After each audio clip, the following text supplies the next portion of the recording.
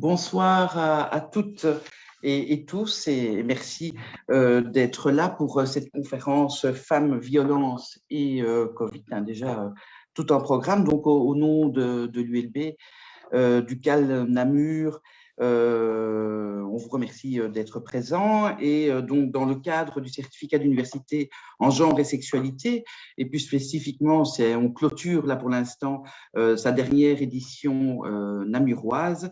Merci d'être là. Je vais donc vous tenter de jouer la femme orchestre, on va dire, et de vous présenter le déroulé de cette conférence. Alors, comme vous le savez, évidemment, le Covid, c'est rien de le dire, a marqué nos vies depuis maintenant plus d'une année. On sait, depuis le début, des sonnettes d'alarme ont été tirées par rapport aux droits des femmes, notamment. Et aujourd'hui, on est bien plus loin que les sonnettes d'alarme. On est à l'alarme puisque l'ONU, notamment, nous dit qu'on a régressé plus ou moins en termes de droits des femmes de 25 ans. Ça paraît extrêmement lourd, extrêmement fort. En rapport sur Bruxelles est sorti il y a peu de temps et montre l'impact de ce Covid sur les inégalités entre hommes et femmes. Et la Banque nationale, en fait, la Banque nationale belge, est en train de faire toute une étude pour montrer les inégalités, notamment en termes de travail entre hommes et femmes dues au Covid. Donc voilà, on va tenter de discuter tout cela en prenant ce soir en angle d'attaque. C'est peut-être aussi là le cas de le dire ou de ne pas le dire, c'est les violences faites aux femmes, violences et Covid. Et pour cela, nous allons donc accueillir deux conférencières que je remercie évidemment d'être présentes. Dominique Deshaies, que je présenterai tout à l'heure, puis après elle, Madame la ministre Christy Montréal. Ensuite, nous aurons l'occasion de débattre, vous aurez l'occasion de poser des questions en les indiquant sur la barre de discussion. Elles nous reviendront et Nathalie Grandjean, qui est à mes côtés, enfin façon de parler, qui est à mes côtés, qui est une collègue mais néanmoins amie de l'université de Namur, professeur en philosophie, modérera ce débat en ma compagnie. Et on terminera ce début de soirée en vous présentant le certificat en genre et sexualité, édition namuroise, édition bruxelloise et bientôt une édition Carolo à Charleroi. Je vais donc d'abord céder la parole à Dominique Deshaies, qui est membre du Conseil bruxellois de l'égalité entre les femmes et les hommes, qui est aussi coordinatrice droits des femmes à Amnesty International Belgique, section francophone. Je la remercie d'autant plus d'être là qu'en fait, elle n'est pas vraiment là, elle n'est pas à Namur, ni au Delta, ni même à Bruxelles, mais à l'étranger. Et elle remplace véritablement quasi au pied levier Safia Kessas, et je la remercie vivement et je lui cède tout de suite la parole. Valérie, merci beaucoup pour cet accueil. Bonjour à toutes et tous, et c'est avec grand plaisir que je vous ai rejoint de mon lieu de une semaine de petite villégiature avant de revenir pour les vraies vacances d'été. Je suis dans les Landes, voilà, pour ceux qui connaissent un peu le sud-ouest de la France. Alors, outre Amnesty et le Conseil des femmes francophones, le Conseil bruxellois pour l'égalité, je fais également partie de la coalition Istanbul Toutes contre les violences, dans le cadre, on en parlera rapidement, de la Convention d'Istanbul, et également de la plateforme EVRAS, qui a tout son intérêt ici aussi, puisque c'est la coalition EVRAS, c'est la plateforme qui s'occupe de généraliser l'éducation à la vie affective, sexuelle et sentimentale à l'école. Alors, pour en revenir donc au Conseil bruxellois pour l'égalité femmes-hommes, nous avions produit un grand rapport sur l'impact du Covid sur les femmes, avec différents aspects qui en fait sont très imbriqués. C'était la partie emploi, la partie précarité, la partie violence et la partie santé. Et vous comprenez bien que déjà là, rien qu'à ce titre, c'est tout à fait le même conglomérat de problèmes. Alors, on l'a dit depuis le début que le Covid était la loupe de tout ce qui allait mal dans la société. Et malheureusement, le confinement a été évidemment un facteur d'aggravation des violences. Nous n'avons pas du tout été surprises, et les panélistes qui sont là encore moins, puisque nous savions dès le premier jour que évidemment ce qui allait se passer et les chiffres alarmants nous ont donné raison. Il y a eu immédiatement une augmentation des violences entre partenaires, auxquelles se sont ajoutés l'isolement, la souffrance quotidienne, la peur. Fermer les écoles et renvoyer les hommes à la maison a eu des conséquences catastrophiques, en ce sens que le foyer, la maison, qui est pour beaucoup de femmes quand même un lieu sûr, on dit que l'espace public n'est pas un lieu sûr pour les femmes, mais que la maison est un lieu sûr pour les femmes, eh bien la maison est devenue le lieu le plus dangereux. Ceci s'intègre dans ce que, évidemment, vous connaissez tous, la culture du viol, ce terreau qui fait que les croyances, les attitudes permissives qu'une société développe autour des violences, l'attitude indulgente auprès des violeurs et des harceleurs, la culpabilisation des victimes qui l'ont bien cherché. Et d'ailleurs, nous avions fait, et c'est assez intéressant, je ne fais pas du tout la pub pour Amnesty, mais malheureusement, cette campagne est sortie le 5 mars 2020, donc ce n'était pas le meilleur moment pour la sortir, une grande campagne sur les stéréotypes chez les jeunes et la notion de consentement. Et ce sondage sur les stéréotypes chez les jeunes avait été assez affligeant. Je ne suis pas en train de dire que tous nos jeunes garçons sont des violeurs en puissance, mais c'était incroyable la proportion de jeunes qui pensent que les femmes aiment être forcées, les femmes aiment être violentées, que les hommes ont des pulsions irrésistibles. Et même parmi les femmes qui étaient interrogées, ceci aussi était dans la norme pour elles, avec évidemment tout ce qu'on sait de elle l'a bien cherché, pourquoi elle s'est promenée comme ça, elle était maquillée comme ça, elle était habillée, bon, bref.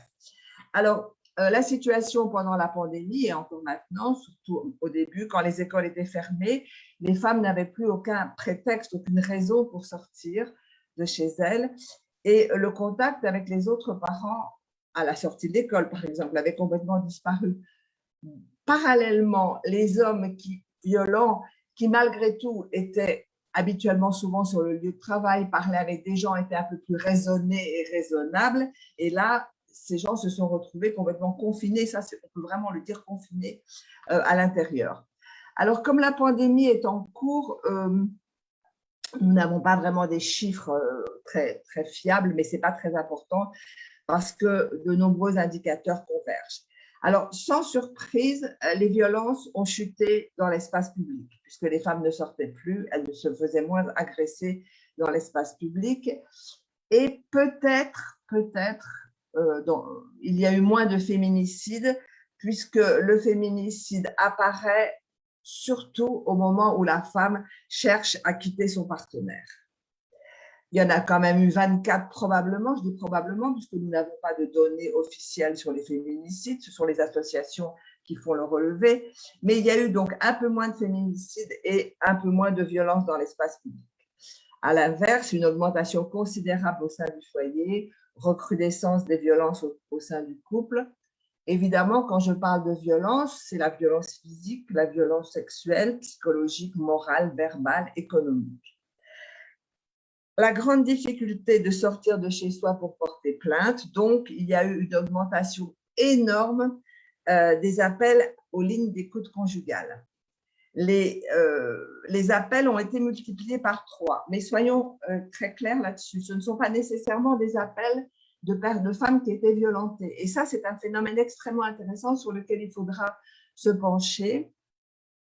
C'est qu'il y a eu, dans ces nombreux appels à la ligne d'écoute, il y a eu en parallèle de nombreux appels de voisins, de familles, d'amis, de collègues, des femmes qui étaient connues pour être violentées, et des gens téléphonaient pour attirer l'attention de la ligne d'écoute sur cette personne qui était en danger. Ça, c'est extrêmement important et ça donne quelque chose de relativement positif en ce sens qu'il y a maintenant une conscientisation et une sensibilisation grandissante dans la société du phénomène des violences.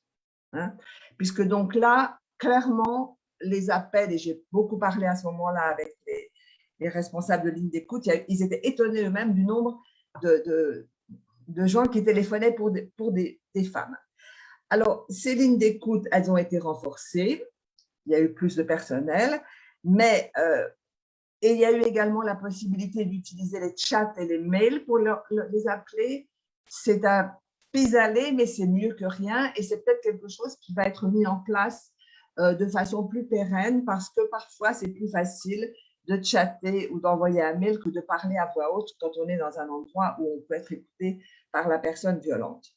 Donc ça, c'est très important. Il y a eu également, à part l'augmentation des appels aux lignes d'écoute, il y a eu beaucoup d'augmentation de demandes d'hébergement.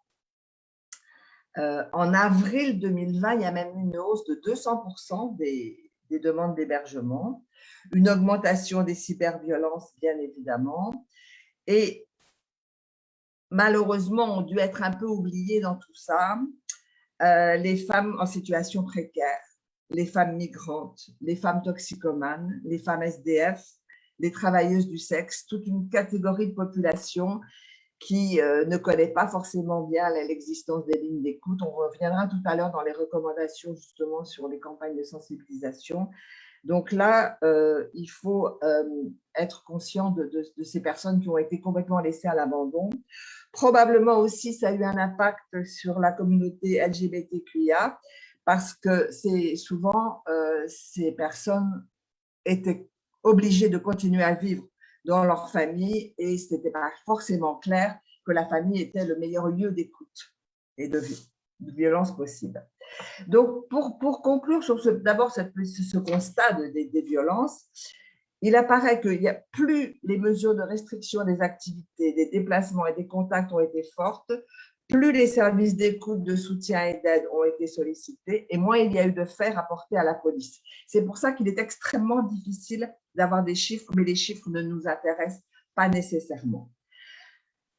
Alors, ça va être le moment de faire des recommandations pour renforcer ces luttes et ces recommandations sont les mêmes d'ailleurs que celles qui peuvent exister en dehors de la période de confinement, bien évidemment. Donc là, il faut, de la part des pouvoirs publics, une mobilisation absolue pour éradiquer ce fléau et garantir aux femmes une réelle protection. Je vais parler très rapidement de la Convention d'Istanbul. La Convention d'Istanbul signée par les États membres du Conseil de l'Europe. C'est tellement flagrant qu'il y a tellement de violence qu'il a fallu faire une convention contre les violences domestiques faites aux femmes. C'est tout à fait catastrophique. Vous savez, parce qu'on en a parlé beaucoup ces derniers temps, que la Turquie s'est retirée de la Convention d'Istanbul et que quelques États menacent de s'en retirer, la Pologne et la Hongrie notamment.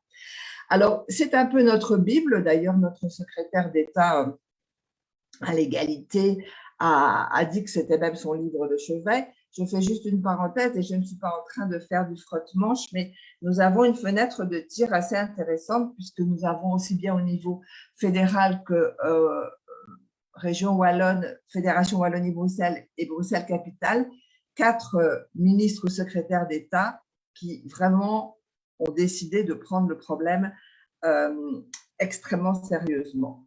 La difficulté, c'est qu'il faudrait avoir un appui semblable de la part du ministre de l'Intérieur pour la police et des ministres de la Justice pour les magistrats. Donc, la Convention d'Istanbul, elle doit être absolument notre ligne de conduite. Il faut qu'il y ait une coordination entre les différentes entités. On sait bien qu'en Belgique, ce n'est pas très facile avec cette lasagne institutionnelle. Il faut que le plan d'action national et les plans de ces régions dont je viens de parler ou de Fédération Wallonie-Bruxelles, Bruxelles et la Wallonie soient coordonnés pour que ça soit cohérent. Il faut absolument coordonner les politiques de gender mainstreaming et de gender budgeting. Essentiel, je vous ai dit tout à l'heure, on pense qu'il y a eu 24 féminicides. Ce n'est pas sérieux de ma part de dire on pense qu'il y a eu 24 féminicides, mais je ne peux pas vous dire mieux. Parce qu'à l'heure actuelle, il n'y a aucune récolte de statistiques genrées en Belgique. On ne sait pas, alors est-ce que c'est volontairement ou pas, je ne sais pas, mais nous n'avons pas de politique de statistiques genrées alors que la Convention d'Istanbul l'exige. Parenthèse peut-être sur la Convention d'Istanbul 2 secondes, c'est que l'avantage de cette convention, c'est qu'elle prévoit 2 ans après sa ratification, ce qui a été le cas pour la Belgique, de faire un état des lieux de ce qui a été fait, de ce qui n'a pas été fait, et pourquoi ça n'a pas été fait avec des recommandations. Ce rapport est sorti juste au moment de la formation du nouveau gouvernement fédéral. Donc là, ça a été un beau cadeau à faire et là, on va en profiter. Il faut absolument une loi cadre qui, un peu sur le modèle espagnol, qui pourrait viser à réformer le code pénal avec notamment une définition du consentement, une extension des peines alternatives pour les délits sexuels. Il faut, comme je l'ai dit tout à l'heure, porter plus d'attention aux femmes migrantes victimes de violences parce qu'actuellement, une femme migrante qui a eu des papiers par son mari, lorsqu'elle n'a pas encore ses papiers, elle l'a eu par son mari. Si son mari, si elle ne peut pas quitter, si elle quitte son mari, elle reçoit l'ordre de quitter le territoire. Donc ça, c'est un problème extrêmement important. Il faut avoir des campagnes pérennes d'information et de sensibilisation au grand public. Quand je parle de campagnes pérennes, ce n'est pas des campagnes clic-ploc. C'est très bien d'avoir pendant 2 mois une campagne sur les transports en commun bruxellois, voilà. Mais ce qu'il faut, c'est des campagnes pérennes. Si vous pensez à la sensibilisation sur la sécurité routière, hein, c'est une campagne pérenne qui existe depuis très longtemps. Vous voyez des grands bandeaux sur les autoroutes de réduire la vitesse. Ça, c'est des campagnes, ce n'est pas des campagnes clic-ploc. Pendant un mois, on fait ça, puis pendant un mois, on fait autre chose. Donc, il faut vraiment avoir des campagnes pérennes. La société civile a un rôle fondamental. Donc, il faut qu'il y ait un maillage plus sérieux de tout cela. Il faut soutenir les associations qui travaillent dans les préventions primaires. Je pense notamment, et puisqu'on est à Namur ici, il y a eu justement des marches exploratoires très intéressantes à Namur, organisées par différentes associations, donc à Reims, sur justement la façon dont on…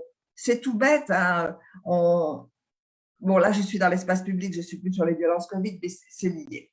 Il faut pérenniser les lignes d'assistance téléphonique, également la ligne d'SOS viol. On ne se fait pas forcément violer la journée, ça peut être le soir, ça peut être le week-end, donc on doit pouvoir avoir quelqu'un au téléphone. Il faut investiguer les moyens de signalement des violences. Alors, on avait pensé aux pharmacies, parce que c'est un endroit où une femme peut aller sans que son compagnon ait des doutes sur l'endroit où elle se trouve. On peut mettre comme en France, dans certains endroits, sur les tickets de caisse, il y a les numéros de téléphone des lignes d'écoute. Il faut, alors, essentiellement, maintenir, il faut absolument une formation de la police, on l'a déjà dit, une formation initiale et une formation continue. Et je dirais la même chose pour les magistrats. On s'est rendu compte dans notre étude qu'on a fait avec Amnesty qu'en réalité, souvent, c'est au niveau des magistrats que les problèmes se posent. Très souvent, il y a ce qu'on appelle une affaire classée sans suite. Et l'affaire classée sans suite ne veut pas du tout dire que ça va dans la poubelle, ce que va croire la plaignante, parce que déjà, pour se plaindre, il faut un courage considérable. Parenthèse, 100 viols en Belgique par jour, 10, bon, les femmes vont porter plainte, 1, il y aura une condamnation. Donc, un dossier classé sans suite veut dire que, madame, aujourd'hui, on n'a pas encore suffisamment d'éléments pour que cette personne soit condamnée, mais nous gardons le dossier et si cette personne vient nous voir arrêter. Je fais une parenthèse pour dire que la femme qui est violentée ne cherche pas forcément à ce que la personne soit condamnée, elle cherche à ce que ce qui lui est arrivé soit reconnu. La reconnaissance est évidemment très importante. Bon, on ne va pas parler ici des centres de prise en charge des violences sexuelles, mais c'est très intéressant. Je voudrais juste insister un tout petit peu sur l'éducation à l'école, la généralisation de l'EVRAS, et je ne sais pas si la ministre m'entend, parce qu'évidemment, on voudrait qu'il y ait, c'est essentiel, c'est au niveau des jeunes qu'on peut changer les mentalités. À partir d'un certain âge, c'est trop tard. Donc, il faut absolument généraliser dès la maternelle, généraliser l'éducation à la vie en commun à l'école. C'est pas que la vie sexuelle, c'est les relations, c'est les violences, et c'est essentiel. Évidemment, il faut augmenter le nombre de places d'accueil adaptées. Quand je dis adaptées, c'est très chouette d'ouvrir un hôtel Ibis pour les femmes battues, mais violées, violentées par leurs compagnons. D'abord, c'est très difficile de quitter chez soi, il faut beaucoup de courage. Bon, il y a des enfants, il y a l'aspect économique. Et il faut que ces femmes soient accueillies de façon correcte. Et il faut qu'il y ait un accompagnement psychosocial de qualité pour que ces femmes puissent redevenir des citoyennes à part entière. Voilà. Alors, je voudrais juste, pour conclure, élargir dans le monde. Valérie a parlé d'une augmentation de la crise de 25 ans, je crois. Moi, j'avais vu que la crise avait augmenté de 36 ans le délai pour arriver à la parité.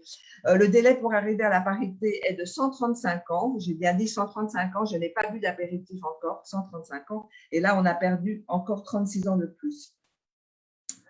Autre violence, la pauvreté. À cause de la violence, la pauvreté des femmes a augmenté dans le monde de 9,1. J'ai encore 2-3 trucs. 13 millions de filles supplémentaires risquent un mariage forcé d'ici à 2030 à cause de la pandémie. Je vous rappelle qu'il y a actuellement 14 millions de filles dans le monde chaque année qui subissent un mariage forcé. Et dernière catastrophe, selon l'UNESCO, 11 millions de filles risquent de ne jamais retourner à l'école à cause du Covid. Ça, c'est une violence extrême. Voilà, j'espère que j'ai tenu les délais. Je vous remercie beaucoup et merci à tout de suite. Voilà. Merci beaucoup, Dominique.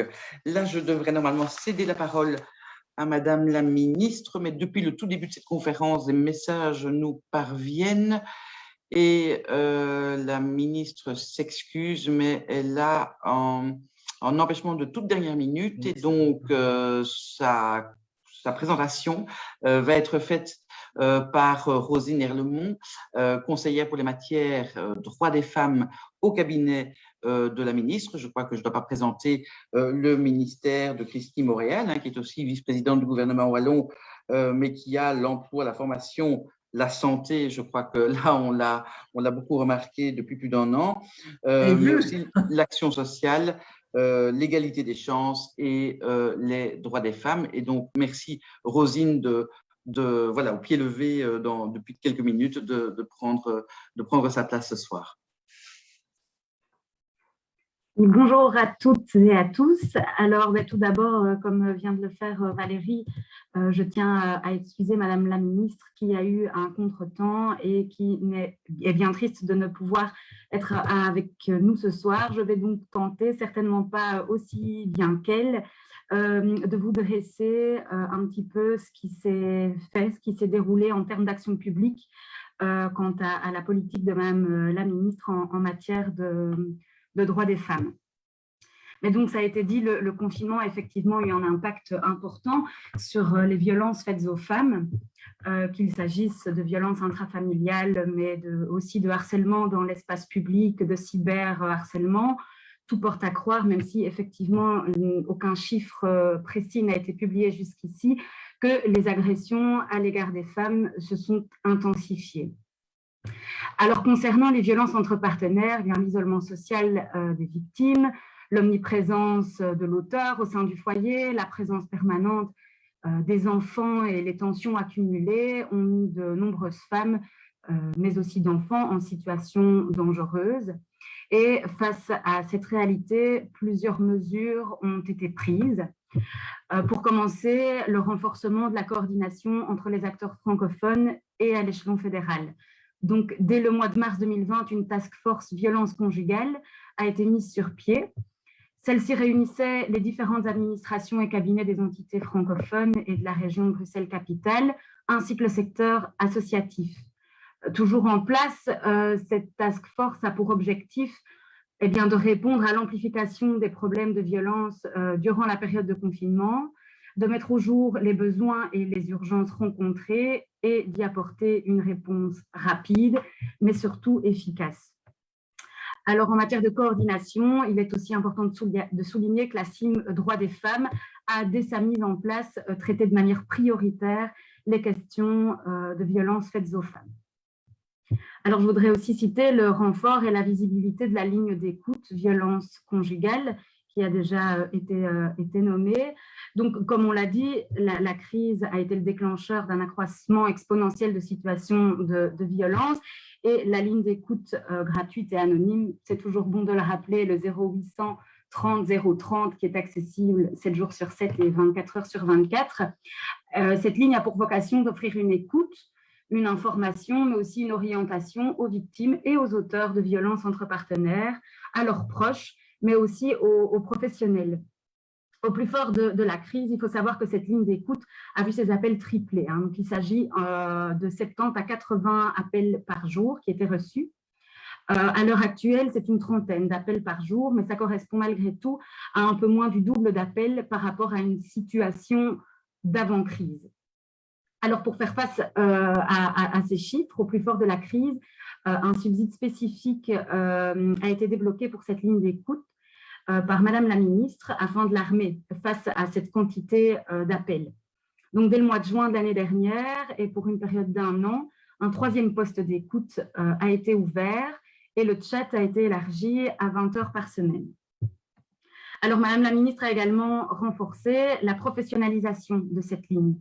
Donc, jusqu'ici, la ligne était assurée en partie, la nuit, le week-end et les jours fériés par des bénévoles de téléaccueil et du lundi au vendredi, entre 9 et 19, là, par des professionnels des pôles de ressources qui sont spécialisés en violence conjugale. Depuis le 1er juin, les professionnels des pôles de ressources assurent la gestion de la ligne 7 jours sur 7, de 8h à 20h, ainsi que les jours fériés. Et donc, en fait, c'est durant ces périodes, on a pu le remarquer que les situations les plus critiques peuvent potentiellement se présenter. Alors, ce renfort professionnel, il s'inscrit pleinement dans les objectifs poursuivis, on a déjà évoqué, par la Convention d'Istanbul, mais aussi par le plan d'action francophone de lutte contre les violences faites aux femmes, qui prévoit de confier progressivement la gestion complète de cette ligne d'écoute au pôle de ressources spécialisés en violence. Alors, Madame la ministre a également veillé à augmenter la visibilité des numéros d'appel d'aide par l'organisation de campagnes sur les réseaux sociaux à plusieurs reprises. Une campagne sur les réseaux pour faire la promotion des numéros d'écoute a été lancée pendant la période du premier confinement et vient d'être relancée ici durant le mois d'avril dernier. Alors, parmi les mesures prises, il est aussi important de citer l'augmentation du nombre de places d'accueil pour les victimes de violences conjugales ainsi que pour leurs enfants. Donc, à l'heure actuelle, en région wallonne, 20 maisons d'accueil agréées existent pour accueillir les victimes de violences. Et lors de la première vague de la crise, c'est près de 100 places d'urgence temporaire pour accueillir les femmes victimes de violences qui ont été créées dans des hébergements alternatifs. Depuis lors, il y a un appel à projet qui vise la création d'une 60aine de places d'accueil, dont la pérennisation de places d'accueil temporaires créées pendant la crise, qui a été lancée. Et donc, cet appel à projet entend financer du personnel encadrant dans les maisons d'accueil qui créerait des places supplémentaires. C'est un budget de 400 000 € qui a été consacré à cet appel à projet. Un autre appel à projet qui, celui-ci, vise à soutenir les sociétés coopératives immobilières dans l'acquisition d'infrastructures afin de les mettre en location à des prix adaptés auprès d'un public fragilisé et ciblé, à savoir les femmes victimes de violences conjugales et leurs enfants, sera également bientôt lancé. Il s'agira là plus particulièrement de créer des logements pour les femmes victimes de violences qui quittent les maisons d'accueil et qui entrent alors dans une phase d'autonomisation. Donc, une 60aine de places devraient être créées et un accompagnement de qualité de ces personnes sera assuré grâce à la signature d'une convention de collaboration entre la société coopérative et une association spécialisée dans l'accompagnement des victimes de violences. Madame la ministre a su à cet effet débloquer un budget d'1,5 million d'euros. Alors, je tiens aussi à parler du renfort financier pour tous les services qui accompagnent et qui prennent en charge les victimes de violences, car comme ça a déjà été dit, c'est effectivement fondamental que ces services permettent un encadrement optimal. Et donc, c'est ainsi que depuis 2020, 12 services spécialisés dans la prise en charge des victimes des auteurs de violences ont été agréés. Donc, ce sont des services qui reçoivent donc des montants structurels et permanents qui permettent de faire fonctionner leurs services. Et les montants consacrés à la pérennisation et au renforcement du soutien à ces services ont été augmentés de 60% en Wallonie, à l'initiative de Madame la ministre, et ils atteignent plus d'1 600 000 € ici cette année en 2021. Le dispositif relais pharmacie est important à souligner également, parce que certaines victimes ne recourent pas aux dispositifs d'aide existants pour plusieurs raisons, soit la méconnaissance de ceux-ci malgré les campagnes, soit la peur. Et c'est pourquoi un dispositif de relais a été mis en place dans les pharmacies qui sont des établissements finalement de proximité par excellence. Ces relais permettent aux victimes de trouver plus facilement de l'aide. Et donc concrètement, depuis le mois de novembre, en Wallonie, les pharmaciens et pharmaciennes peuvent orienter les victimes qui en expriment le besoin ou qui se trouvent en détresse psychologique vers des services spécialisés de prise en charge et d'accompagnement, ou alors, si cela s'avère nécessaire, vers la police. Il y a évidemment aussi à citer le plan d'action intra-francophone de lutte contre les violences 2020-2024. Donc, les gouvernements de la région wallonne, de la Fédération Wallonie-Bruxelles et aussi de la COCOF ont adopté simultanément au mois de novembre ce plan d'action qui, conformément aux exigences, encore une fois, on y revient, de la Convention d'Istanbul, veille à combattre les différentes formes de violences faites aux femmes par une approche holistique qui couvre tous les secteurs concernés par les violences. Ce plan se décline en 18 objectifs opérationnels qui sont répartis en 4 axes politiques majeurs et qui se déclinent en 65 mesures qui sont développées et mises en œuvre conjointement par toutes les parties prenantes. Alors, il me semble nécessaire d'évoquer quelques objectifs phares. C'est impossible, évidemment, de parler des 65 mesures, mais parmi elles, et parce que l'importance de celle-ci a déjà été soulignée auparavant dans cette conférence, l'harmonisation et la généralisation de l'EVRAS.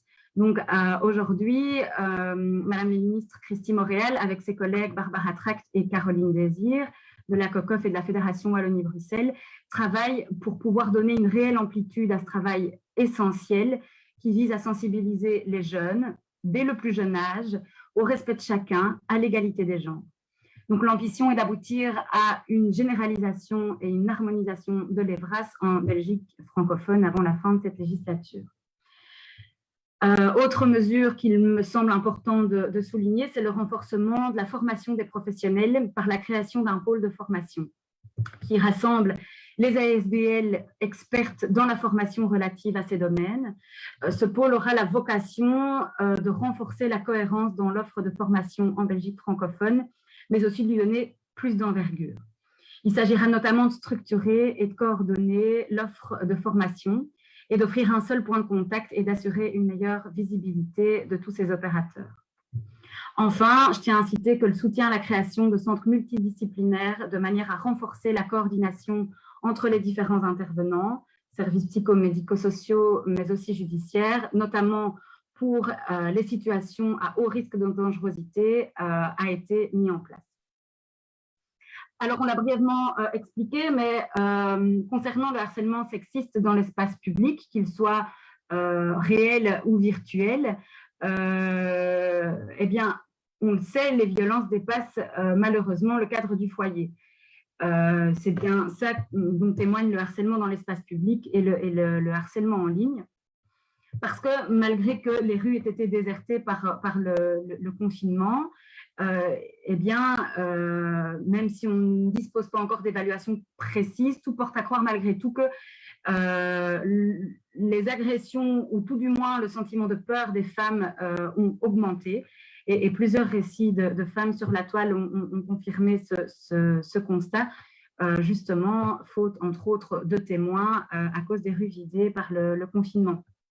En ce qui concerne le cyberharcèlement, eh bien, le confinement a provoqué une augmentation inévitable donc, de l'utilisation d'Internet et des réseaux sociaux pour pallier le manque de contact humain, fort probablement. Et donc, l'augmentation de l'audience et de la propagation d'images ont provoqué un accroissement du harcèlement en ligne via ce qu'on appelle le slut-shaming, mais aussi le cyberstalking, le revenge porn, etc., etc. Et toutes ces méthodes ont l'objectif de rabaisser les femmes, de les culpabiliser ou de les attaquer sur leur sexualité et elles représentent ainsi ces agressions, des agressions sexistes bien réelles. Et face à ce phénomène persistant du harcèlement sexiste, en ce qui concerne l'espace public, dont les transports en commun font partie, Madame la ministre a lancé avec son collègue Philippe Henry, qui est en charge de la mobilité, mais aussi avec le TEC, une campagne de sensibilisation qui s'appelle JAGI, jagi.be, et dont l'objectif était notamment de lutter contre la banalisation de ce phénomène, mais aussi d'inciter les témoins de faits de harcèlement à réagir. Enfin, un appel à projet va être lancé dans les prochaines semaines d'un montant de 200 000 € qui permettra de soutenir les initiatives du secteur associatif en matière de prévention et de protection des victimes de harcèlement sexiste dans l'espace public réel et virtuel.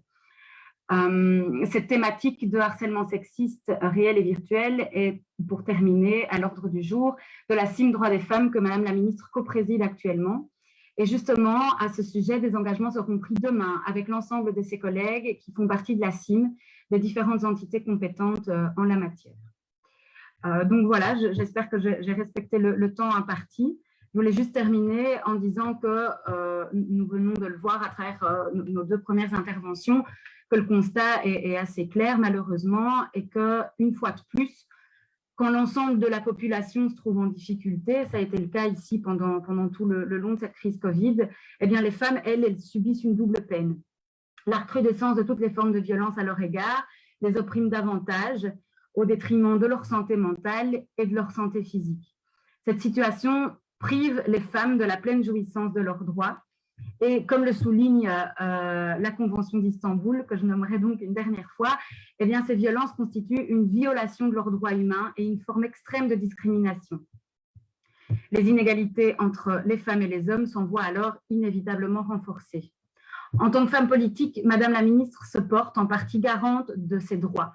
Et c'est avec vigueur qu'elle s'est attachée durant la crise et qu'elle continuera bien au-delà à prévenir ces violences et à protéger les victimes. Elle souhaite qu'on voit toutes et tous en cette crise sanitaire une opportunité finalement de questionner en profondeur notre système, en particulier évidemment sous l'angle du genre, de mesurer l'impact potentiel de toute décision politique en termes d'égalité homme-femme, et ce dans tous les domaines et à chaque étape des processus, et enfin de construire une société plus égalitaire et de nous positionner pour l'avenir en activant les leviers qui devront guider le monde post-Covid. Je vous remercie beaucoup pour votre attention et excuse une nouvelle fois Madame la ministre qui regrette de ne pas être présente avec nous ce soir. Merci beaucoup Rosine Herlemont pour cette présentation et pour avoir pu passer entre presque les gouttes, là, enfin pas les gouttes parce qu'il fait trop chaud, les gouttes de terrasse presque. Bon voilà, merci beaucoup. Donc je vous rappelle que si vous avez des commentaires, des questions à poser, il y a en chat et on attend vos questions, commentaires et je vais donc déjà céder la parole à Nathalie Grandjean, donc modératrice en cette soirée. À toi Nat. Oui, bonsoir tout le monde. Merci de me donner la parole. Bon, on attend les questions, mais j'en ai quand même préparé quelques-unes. Hein. J'ai des petites questions de réserve pour nos deux oratrices. Donc, d'abord, je vous remercie, hein, Dominique Dézé et Rosine Herlemont, au nom de la ministre. C'est vraiment très intéressant, très important tout ce que nous avez rappelé. Dominique, tu nous as rappelé, tu nous as vraiment, comment dirais-je, fait une cartographie en fait du problème, donc je trouve que ça a été extrêmement intéressant et tu l'as fait de manière extrêmement pertinente, détaillée, en insistant sur les points, à mon avis, les plus importants. Madame Herlemont, voilà, là j'ai vraiment apprécié aussi toute la manière dont le politique s'emploie finalement à prendre au sérieux les violences faites aux femmes et à essayer de trouver des solutions politiques. Donc ça, voilà, j'ai jeté un petit coup d'œil au plan 2020-2024 que j'ai reçu par ailleurs. Donc voilà, j'avais pris connaissance assez rapidement du plan, mais je le trouve très ambitieux et voilà, et effectivement à la hauteur de ce que la Convention d'Istanbul nous appelle à faire. Hein. Et je trouve que c'est très important. Je veux aussi dire 3 fois Convention d'Istanbul parce que c'est un mantra, hein, je pense qu'en tant que féministe, on se doit de rappeler. Donc c'est vraiment extrêmement important. Alors voilà, ceci étant, je vais un peu, en attendant les questions, me faire un peu, entre guillemets, l'avocate du diable. Hein. J'ai quelques petites réflexions, quelques petites questions pour qu'on puisse voilà, se mettre dans une conversation. Alors, je dirais qu'évidemment, on ne peut, et donc en prenant connaissance du plan que vous proposez, on ne peut que se réjouir de toutes ces actions entreprises. Hein. Mais je reste quand même parfois, comment dirais-je, pas du tout dans l'expectative, mais assez effrayée que malgré comment dire, les plans genre qui se succèdent, les violences faites aux femmes ne diminuent pas. Alors évidemment, vous pouvez me répondre, ce n'est pas la faute des ministres, de la ministre, hein, c'est la faute au patriarcat. Donc c'est vrai qu'on est dans un système d'oppression patriarcale, hétéropatriarcal même, dont on peut aussi le nommer comme ça, qui fait que c'est, comment dirais-je, les campagnes de sensibilisation, il ne suffit pas, comme le disait très bien Dominique d'ailleurs, de le faire pendant 3 mois, mais de les faire de manière structurelle. Et ça me permet d'arriver justement à ce point où, voilà, je sais bien que les budgets ne sont pas extensibles à l'infini, mais je reste un peu, si vous voulez, en difficulté quand j'entends beaucoup le mot appel à projet. Alors en même temps, un appel à projet, c'est intéressant parce que ça permet de stimuler et de pouvoir entendre tous des gens qu'on n'a pas assez entendus, etc. et de pouvoir aussi faire son marché dans les projets proposés. Et en même temps, l'appel à projet, enfin cette logique du projet, c'est aussi une logique qui ne permet pas de financer de manière structurelle en fait. Hein, les mouvements. Alors j'ai bien entendu aussi que vous êtes en train de pérenniser certains secteurs, etc. Mais donc ça c'est peut-être un peu une première question. D'une part, comment dirais-je, sortir de cette logique de l'appel à projet, pas parce que pas pour fuir ses vertus, mais plutôt pour se dire, financer de manière structurelle, c'est sans doute beaucoup plus important en termes de violences faites aux femmes, puisque le patriarcat, finalement, on le traîne derrière nous depuis des centaines d'années, et donc peut-être qu'on doit y apposer quelque chose de très fort, une lame de fond, et peut-être que le politique ici pourrait nous aider à opposer à cette lame de fond une autre lame de fond, quoi. Donc ça, c'est un peu ma question. Alors, je sais qu'elle est comment dirais-je, que voilà, tout ça est aussi une affaire très pragmatique de comment on finance et comment on redistribue les budgets. Et je me rends bien compte que ce n'est pas si simple. Mais ça, ce serait voilà, une première remarque, première question. Deuxième chose, mais on en a parlé aussi, et je pense que tout le monde est bien conscient, on est toutes bien conscientes du problème, mais comment prendre en compte toutes ces femmes très précaires, hein, et toutes les deux, vous l'avez bien dit, hein, donc toutes ces femmes, ces invisibles. Moi, c'est quelque chose qui m'a frappée durant cette crise, hein. Les violences, elles sont évidemment exacerbées, et le fait que le Covid soit révélateur des violences est à la fois une vertu pour tout le monde, et en même temps aussi, ça permet, moi, ce que j'ai peur aussi, c'est que ça se renormalise, hein, c'est-à-dire qu'on dise, voilà, finalement... passer la crise, c'est comme si on ne voulait plus voir ce qu'il y avait avant, ou on avait oublié. Enfin, moi, j'ai quand même peur de ce qu'on peut appeler le backlash, c'est-à-dire d'un retour de bâton à travers la normalisation. Donc ça, c'est quelque chose qui fait très peur, et c'est pour ça que ce qui me fait peur sont les appels à projets. Dans cette logique-là, ils me font peur aussi, hein, parce que je me dis, alors du coup, ils ne permettraient pas d'engager des politiques vraiment de fond. Donc, comment prendre en compte tous ces invisibles, c'est très précaire, donc les femmes sans papier, les femmes en situation de prostitution, les femmes migrantes, donc toutes ces personnes en fait qui sont vraiment au niveau de leurs droits tout à fait invisibles. Hein. Et ça aussi, ça m'a frappé en parlant de droits et d'invisibilité, ça m'a frappé dans les deux exposés, l'une et l'autre. Vous avez bien fait comprendre qu'en fait les violences exercées à l'égard des femmes, ce sont des violences telles qu'en fait elles perdent tellement en dignité qu'elles en arrivent à occuper une espèce de sous-statut de citoyenne. Hein, c'est-à-dire qu'elles ne sont jamais finalement une citoyenne à part entière. Hein. Si on peut, quand on est dans les espaces publics, jamais être sûr de pouvoir y déambuler sans crainte, et on parle d'espaces publics matériels, mais aussi des espaces publics virtuels que sont les cyberespaces, hein, où on voit, et vous l'avez très bien rappelé, Rosine Erlemont aussi, voilà, qui a des mesures à prendre. Donc, comment dirais-je, comment pouvoir continuer, prendre une place dans les différents espaces publics qui composent notre monde, et qui font en sorte que les femmes sont des citoyennes. Hein, donc les femmes ne deviennent citoyennes qu'à partir du moment où elles peuvent prendre une place, occuper la place qui leur est due dans l'espace public, et si elles sont invisibles et si elles se réfugient justement chez elles, elles ne peuvent pas prendre cette place. Voilà, donc bon, réflexions qui sont tant des commentaires, des réflexions que des questions.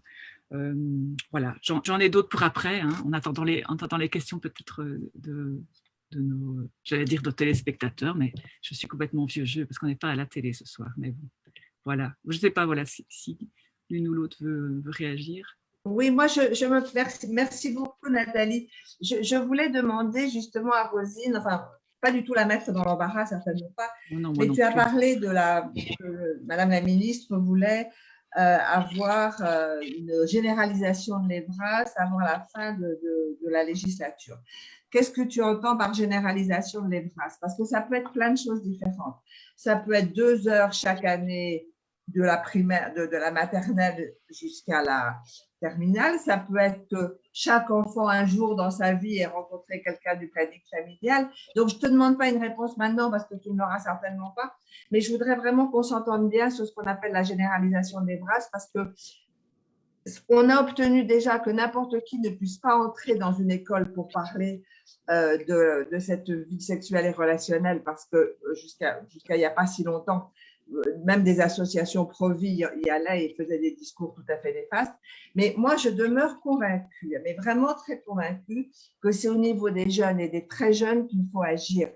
Je dis toujours, regardez les cours de récréation, les garçons occupent toute la cour en jouant au foot, moi j'adore le foot aussi, et les filles sont sur le bord. Donc c'est tout petit qu'il faut leur apprendre.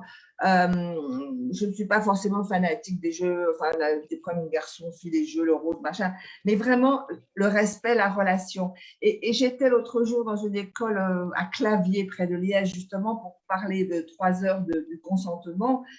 Et c'était tout à fait intéressant de voir que les jeunes sont encore tout à fait malléables à cet âge-là. Alors, puisqu'on parle de l'EVRAS, il faut être très conscient de quelque chose et je ne suis pas du tout moralisatrice, mais pas du tout.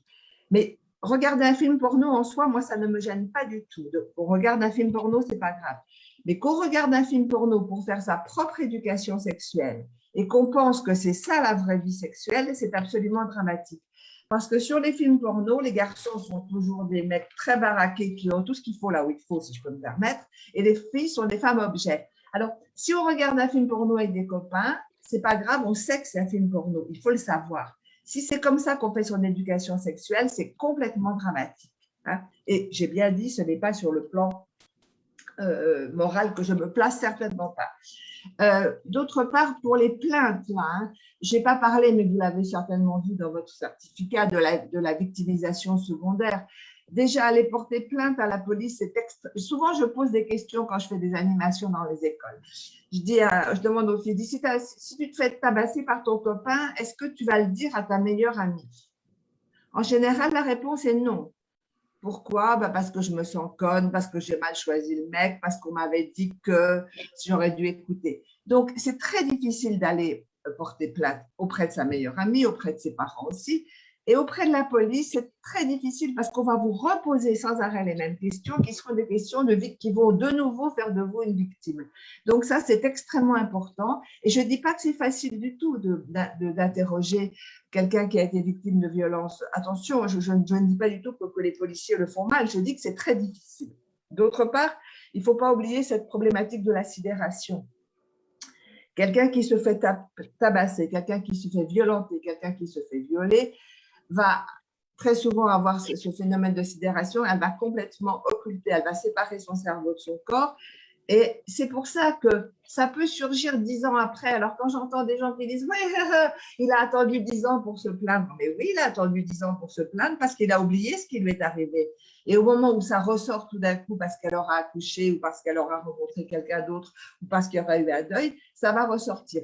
Donc, le principe, c'est très clair. Même s'il y a parfois des plaintes qui ne sont pas légitimes, il faut a priori les croire. Parce que quand vous allez au commissariat de police dire qu'on vous a piqué votre GSM ou votre sac à main, on ne va jamais vous demander « vous êtes sûr et pourquoi et vous étiez habillé comment et dans quelle rue ?» On va le croire tout de suite. Quand vous dites « j'ai été tabassé », on va vous poser 1000 questions et vous n'allez pas retourner.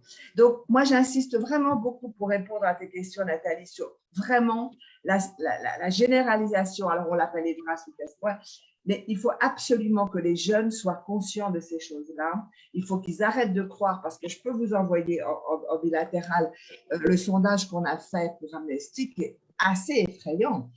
Les pulsions des hommes, mais nous aussi, les femmes, on a des pulsions, mais on est capable on nous a appris aussi à les garder pour nous. Non, mais il faut parler très, très, très, très sérieusement.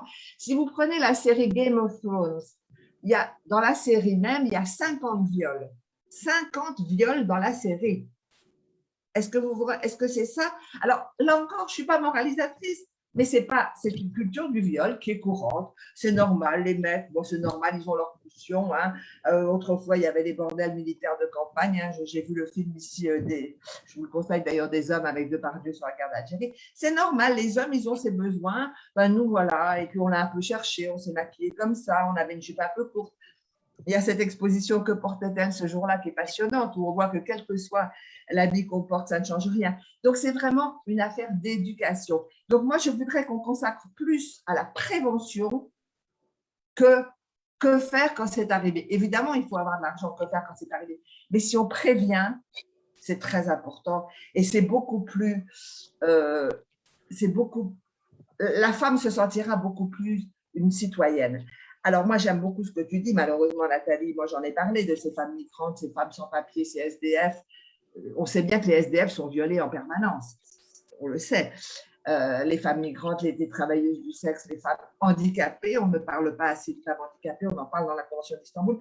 Donc, moi, je pense que c'est la prévention et l'éducation. Alors, je ne suis pas bisounours. Je sais que ça ne suffira pas. Mais si déjà il y avait ça, ça serait déjà beaucoup mieux. Merci.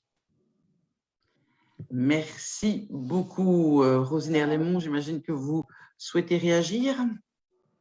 Oui, vous m'entendez? Oui, bien sûr.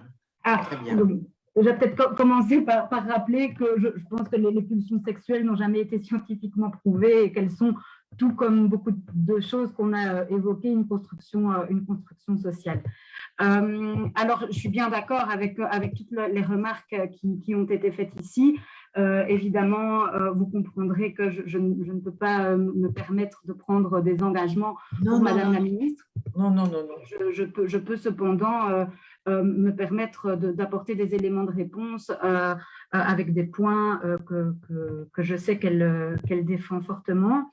Donc, effectivement, comme vous le soulignez, les questions qui touchent aux droits des femmes et aux violences en général ne touchent pas qu'une seule catégorie de femmes. Ça n'existe pas et il est nécessaire de considérer la lutte pour l'égalité entre les hommes et les femmes dans une dimension intersectionnelle, ce qui nous permet d'insister sur le fait que les inégalités, elles se superposent et elles se renforcent et elles ne s'annulent pas les unes les autres. Et c'est peut-être un peu une réponse facile, mais je pense que le gender mainstreaming dont vous avez parlé en introduction, Dominique, est vraiment un outil essentiel parce qu'effectivement, même si bien des efforts, et notamment législatifs, ont été faits pour tendre vers plus d'égalité, il est aujourd'hui impensable de conclure que l'égalité de fait est atteinte.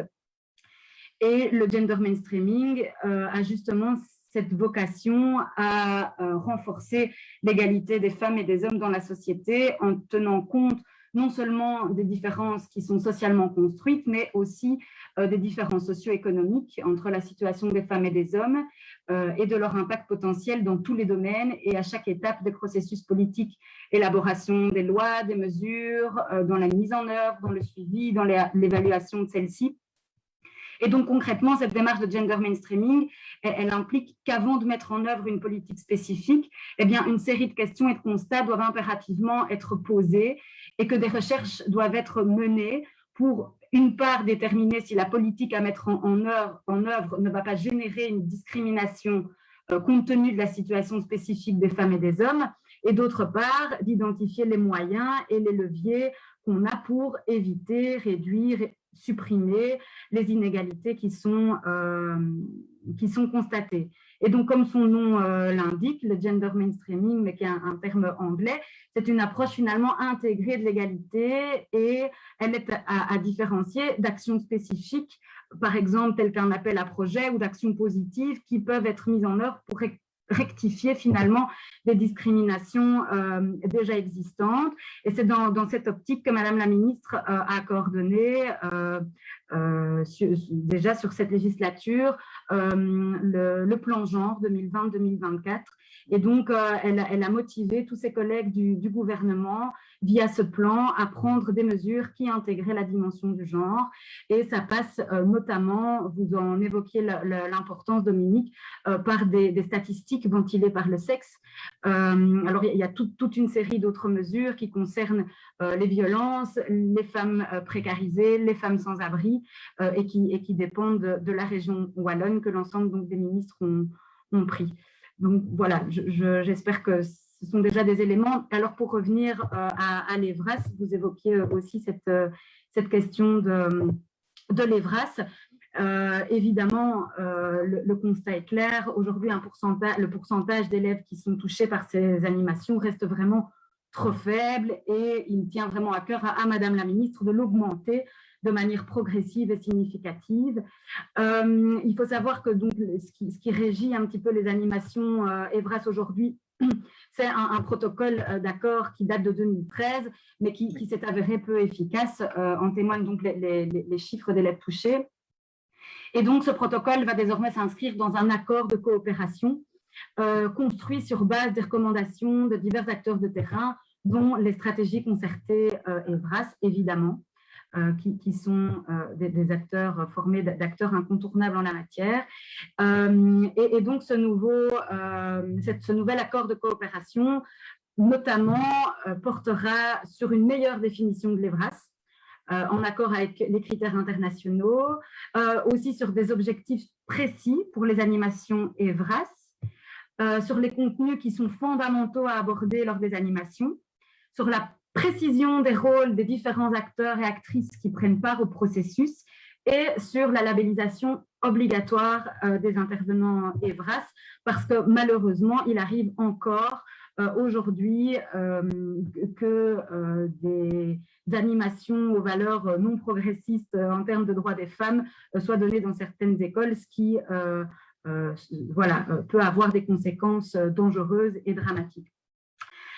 Évidemment, parmi les thématiques fondamentales qui seront abordées, se trouve la déconstruction des stéréotypes de genre, l'identité de genre, les caractéristiques sexuelles, l'égalité de genre, le libre choix du ou de la partenaire, qu'il ou elle soit du même genre ou non, et de la prévention des inégalités, des discriminations de genre, mais aussi, donc, évidemment, à l'égard des personnes LGBTQI.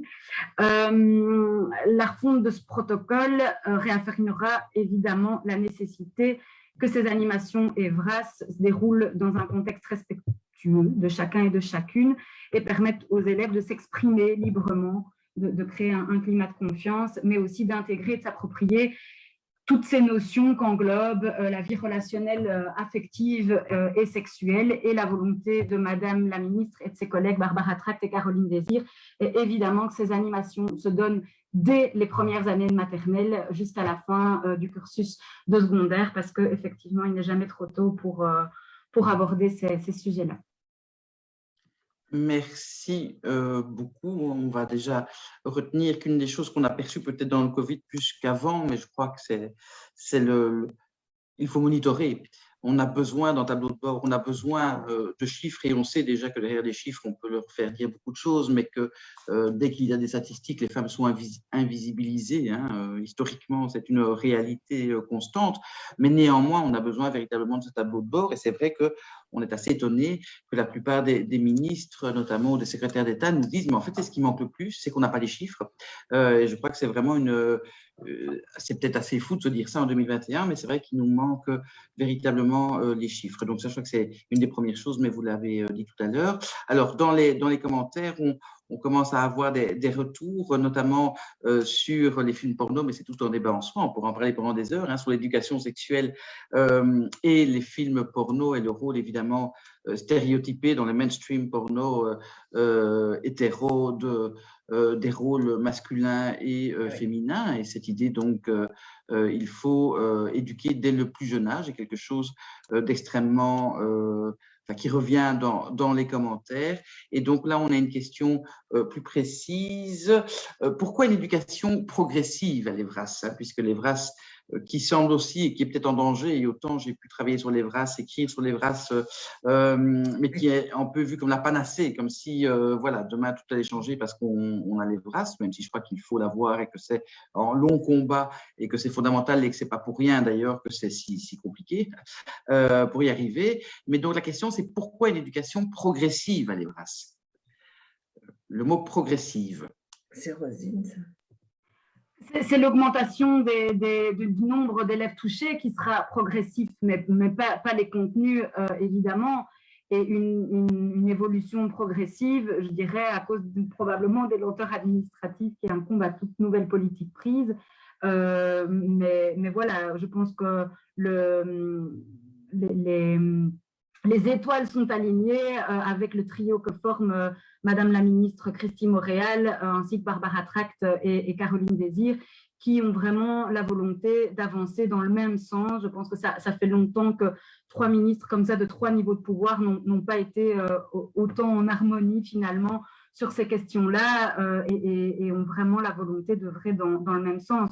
Donc, espérons que cet état progressif soit le plus rapide possible.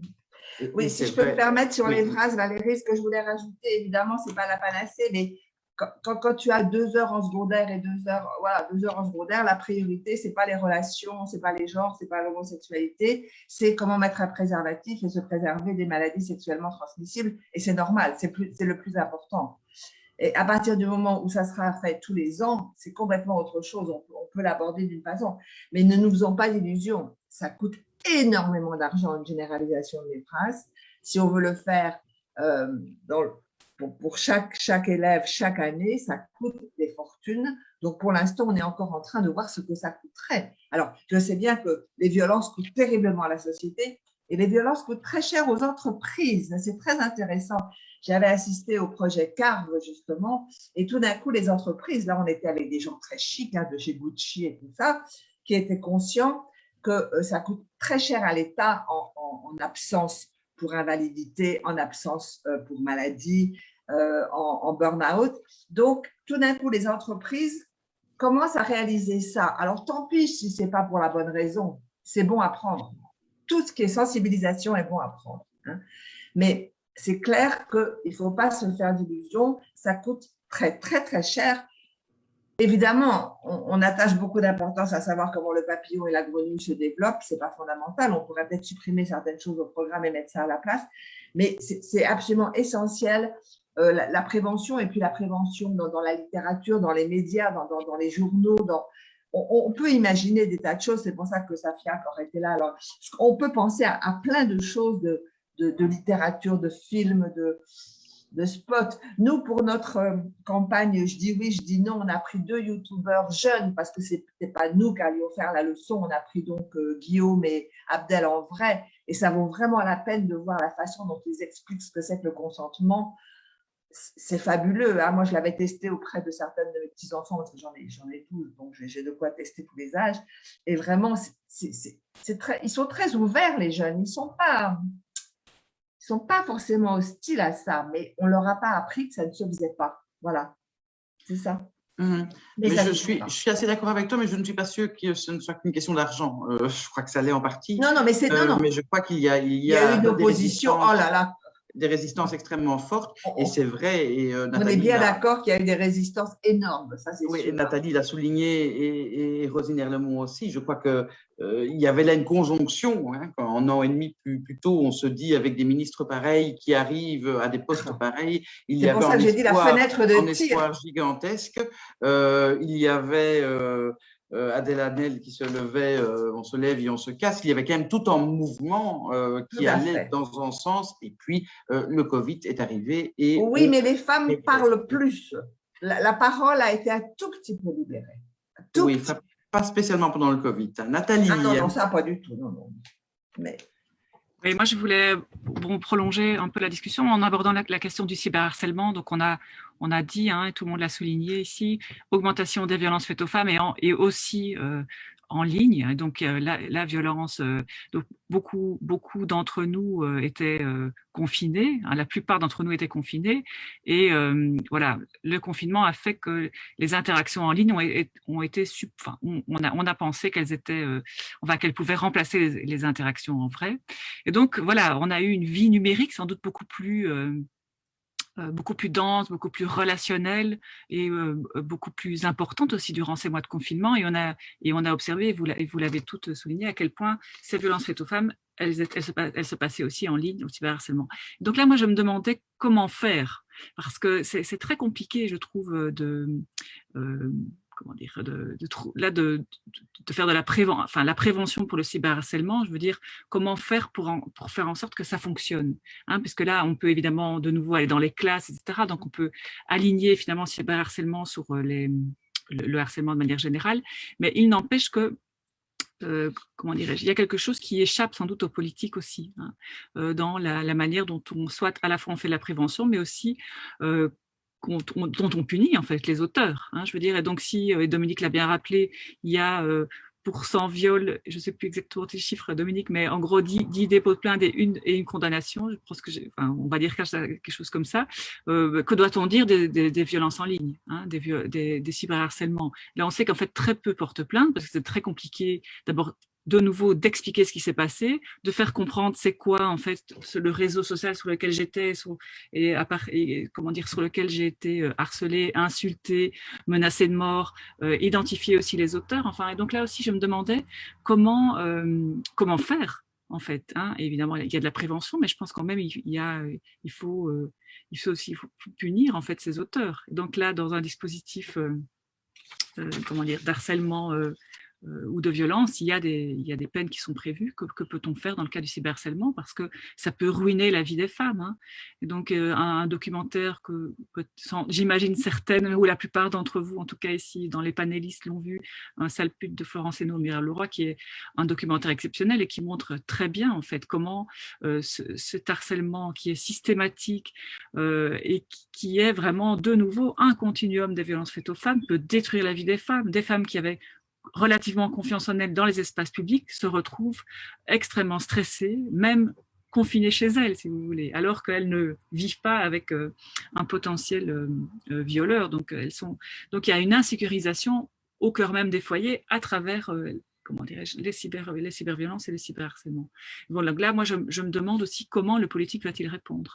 Alors, je sais évidemment que, Rosine, je sais que vous n'êtes pas censée avoir les réponses à tout ça, mais voilà, je pense que c'est aussi quelque chose dont on doit discuter, parce que c'est pas si simple de retrouver les auteurs, de les identifier, de aussi leur faire prendre conscience, hein, parce qu'on sait que sur les réseaux sociaux, ce qui se passe, et je dirais ça de manière générale, hein, le numérique, c'est une membrane et comme on est comme ça détaché comment dire, nos corps sont détachés, donc on s'adresse aux autres sans vraiment qu'il y ait cet autre devant soi. Donc, c'est-à-dire le contrôle de soi, le contrôle social, il est beaucoup moins fort, beaucoup moins important, et donc on se lâche beaucoup plus, hein. Et donc on sait, il y a eu quand même quelques procès pour cyberharcèlement et cyberviolence, que certains des auteurs, hein, qui avaient été identifiés dans des cas très graves de menaces, voilà, arrivaient au tribunal voilà, à 6 pieds, enfin, je veux dire, très très très abattus, en disant mais je suis vraiment désolée, oui, c'est bien moi qui ai écrit sale pute, et bon, on peut s'épargner tous les détails des menaces et des violences,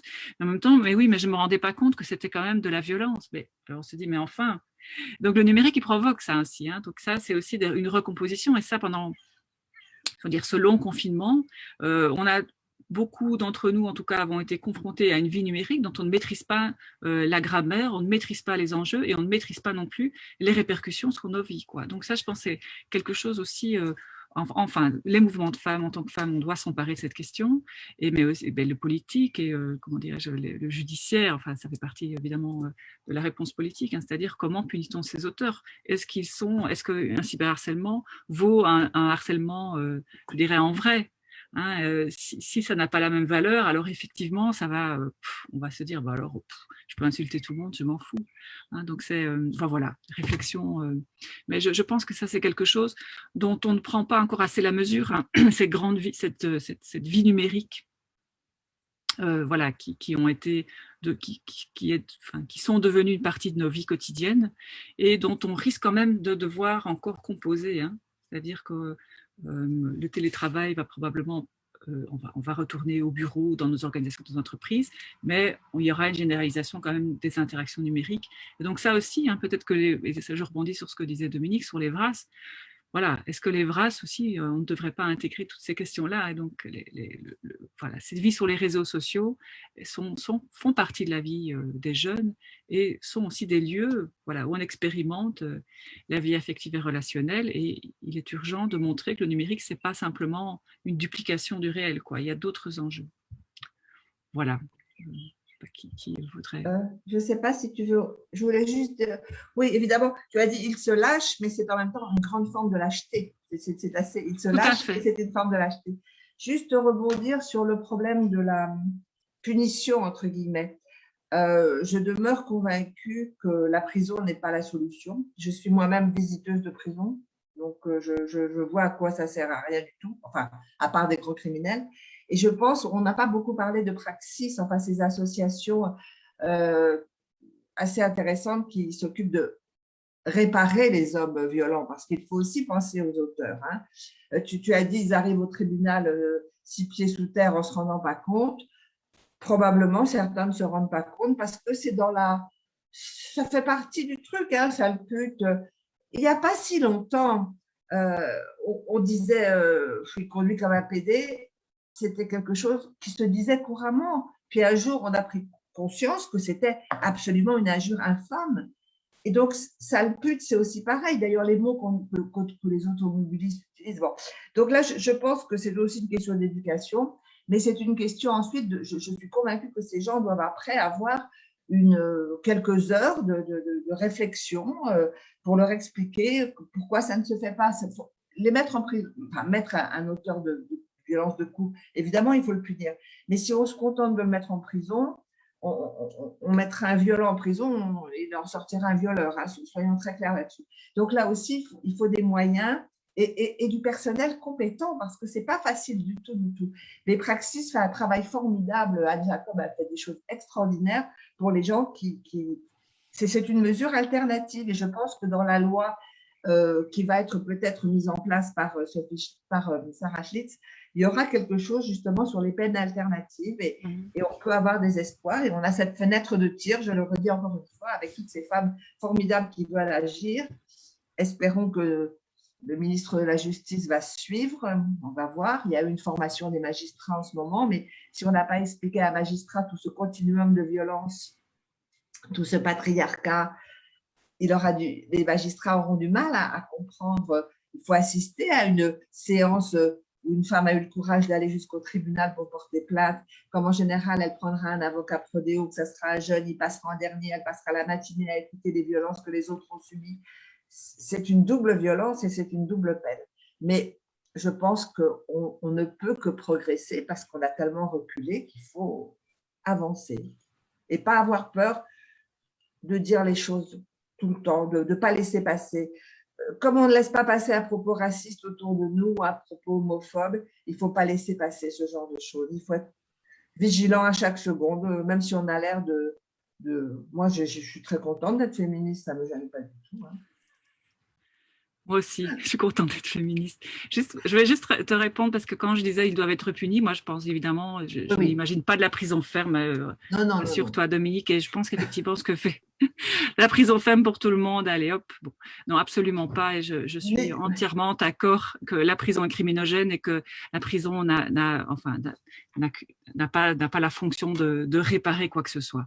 Mais par contre, effectivement, les peines alternatives, mais quand on dit peine alternative, on entend bien peine, hein, il ne s'agit pas simplement d'une formation ni de la prévention, il s'agit d'une peine. Et donc ça, c'est très important, c'est de dire, voilà, il y a une sanction et elle doit être vue, lue par la société comme étant une véritable sanction, mais une sanction effectivement qui répare, qui restaure. Enfin voilà, bon, on ne va pas lancer sur le débat sur la prison parce que là, on sortirait sans doute du sujet, mais je pense que tout à fait. Mais moi je pense quand même qu'il faut qu'à un moment, il y ait une prise de conscience. Et là, voilà, la sanction, je ne suis pas non plus voilà, à sortir. Voilà. Je ne sais pas si Rosine, vous voulez peut-être rebondir. Peut-être simplement donc, pour dire que le cybersexisme est un des points qui était à l'ordre du jour de la CIM droits des femmes que la ministre Morel co-préside avec son collègue germanophone, le ministre Antoniadis. Et donc la CIM se réunit demain pour acter toute une série de mesures qui vont être prises entre toutes les parties prenantes de cette CIM. Et donc voilà, je vous invite à y être attentif parce que c'est une question pour laquelle la CIM a auditionné plusieurs experts et expertes de terrain, mais c'est aussi renseigné à l'étranger parce qu'il faut bien l'admettre, effectivement, en Belgique, peu d'initiatives claires sont mises en place en ce qui concerne le cybersexisme et le cyberharcèlement. Et donc, je pense notamment au centre Hubertine Auclair français, donc, qui traite vraiment très bien de ces matières et qui nous a beaucoup aidé dans nos réflexions lors de la CIM. Et même si vous n'aimez pas ça, la ministre lancera dans les prochaines semaines un appel à projet visant à soutenir les associations de terrain qui œuvrent dans la lutte contre le cyberharcèlement et le cybersexisme. Donc voilà.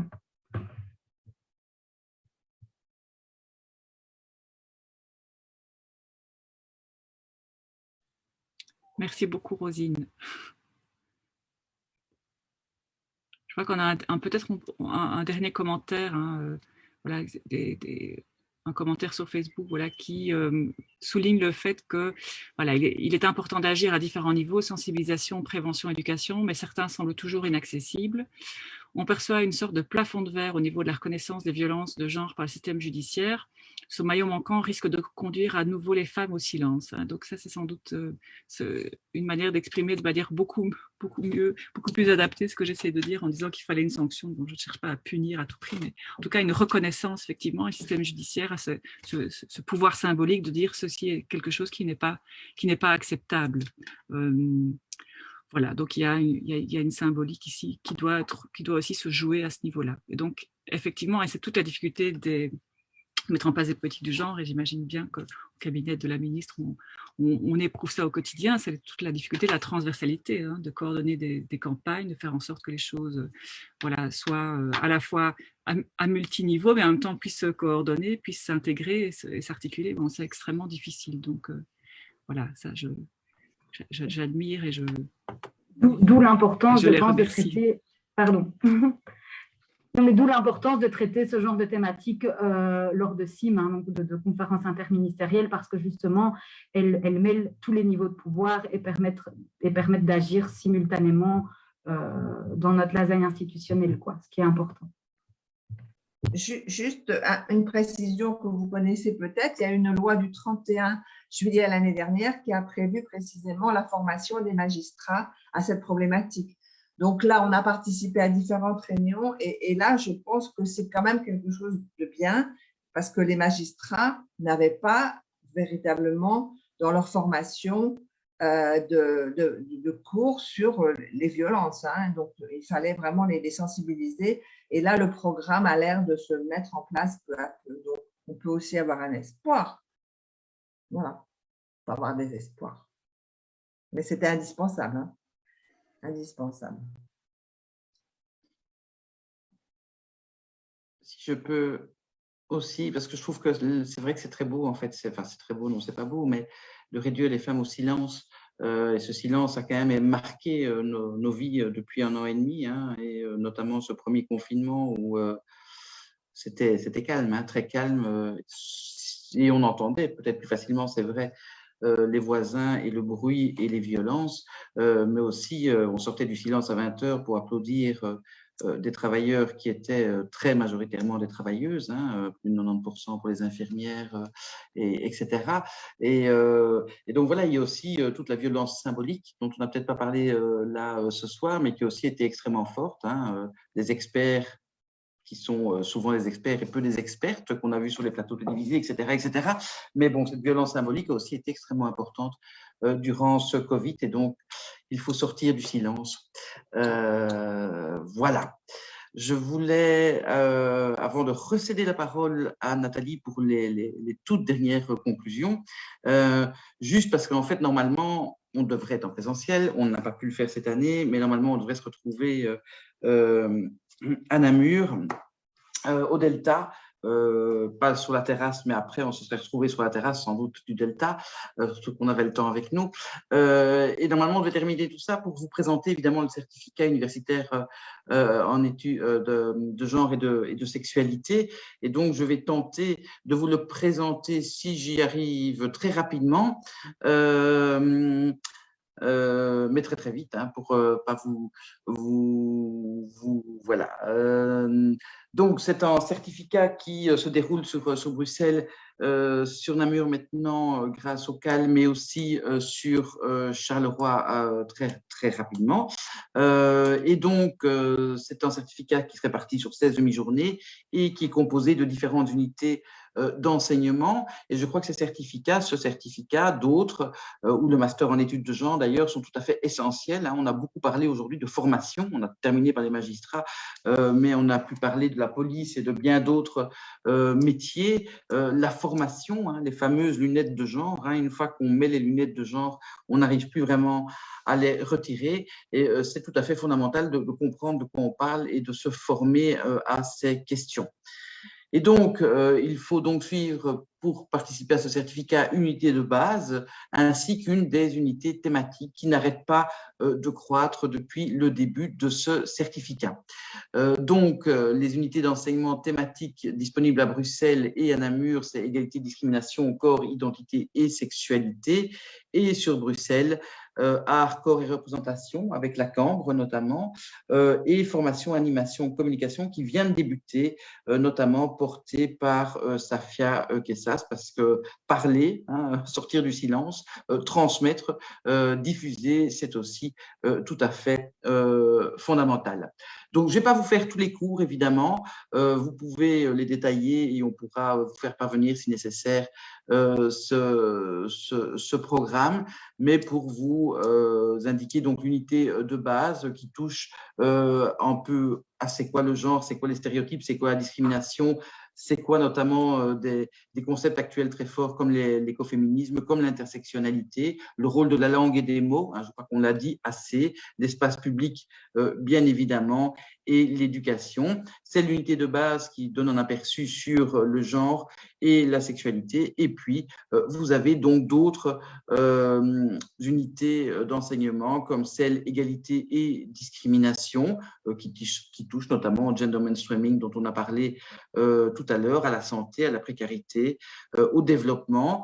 Une autre unité sur les corps, identité et sexualité qui évidemment fait la part belle à l'EVRAS notamment, mais pas que, aussi aux violences conjugales, aux dominations, au parcours identitaire des LGB et la situation des personnes trans. Une unité sur Bruxelles, donc essentiellement donnée par des enseignants de la Cambre, mais pas que, hein, qui touchent aux arts sous toutes leurs formes, hein, que ce soit la danse, la littérature et bien d'autres. Une unité formation, animation, communication, la toute dernière, qui touche donc à cette fameuse transmission, comment transmettre, comment questionner, notamment aussi comment enseigner, notamment dans les STEM. Hein. Vous savez que les jeunes femmes sont peu présentes dans les STEM, j'y pense ici, puisque Nathalie participe à cette unité d'enseignement sur les filles dans les sciences, notamment dans l'informatique et autres, c'est-à-dire leur peu de visibilité, hein, où elles sont plutôt dans le silence. Voilà, ce certificat, il y a plusieurs aides possibles pour y participer et vous pouvez retrouver toutes ces informations sur UCI. Vous pouvez écrire à UCI, hein, qui est donc le centre de formation en sciences humaines et sociales de l'ULB, mais aussi auprès du CAL de Namur notamment. Voilà, je vais arrêter ce partage. Je vais déjà remercier Nathalie, bien évidemment, mais aussi sûrement nos deux conférencières de ce soir, Dominique et Rosine. Merci vraiment. Et je recède la parole à Nathalie. Merci Valérie. Ben voilà, je vais faire le mot de la fin, remercier tout le monde. Je pense que le débat, c'était un débat sans fin parce que la situation, voilà, le fléau reste un fléau je veux dire, on peut peut-être, je ne sais pas si on peut dire épidémique, mais ça reste une épidémie, oui, c'est les violences faites aux femmes. En tout cas, un fléau qu'il est important, face auquel il est important de lutter tous les jours, tout le temps, de manière structurelle, sans s'arrêter jamais. Je pense que c'est un combat, qui ne doit jamais s'arrêter jusqu'au jour où il n'y aura plus une seule femme tuée par féminicide ou même violentée, violée, etc. Donc, je pense que c'est sans doute comme ça qu'on doit continuer à lutter ensemble face aux violences faites aux femmes, parce qu'elles sont à la fois aussi ce qui comment dirais-je, est le révélateur de la manière dont on distribue la citoyenneté. Il y a des citoyennetés positives et des citoyennetés ici négatives, des infracitoyennetés que vivent les femmes qui sont violentées, qui subissent des violences systématiques, et aussi toutes les femmes qui sont invisibles et qui ne peuvent pas du coup répondre, n'ont pas les moyens de répondre à l'ensemble de ces violences. Donc voilà, je voudrais vraiment remercier Dominique, tu as vraiment magnifiquement dressé un tableau. Merci beaucoup Rosine Herlemont de nous avoir apporté la bonne parole de la ministre qui ne pouvait pas être là ce soir, et vous avez vraiment bien montré aussi comment ici, ce moment-ci, on vit sans doute à la fois une période bénie, puisqu'il y a 3 ministres, vous l'avez dit, qui essaient de se mettre ensemble pour travailler, pour lutter contre ces violences, et c'est formidable. Moi, ce que je souhaite, c'est qu'on ne retourne pas dans une normalisation.